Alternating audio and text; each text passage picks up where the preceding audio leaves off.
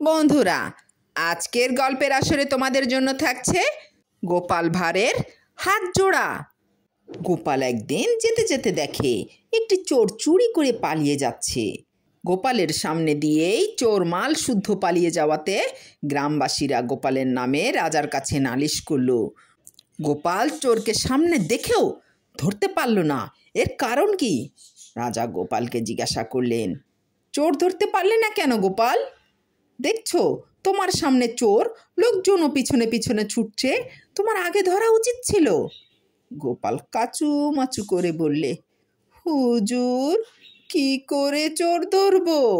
আমার দু হাতেই যে জোড়া ছিল, এক হাতে ইলিশ মাছ আর এক হাতে ছিল যে দই, কি করে ধরি বলুন?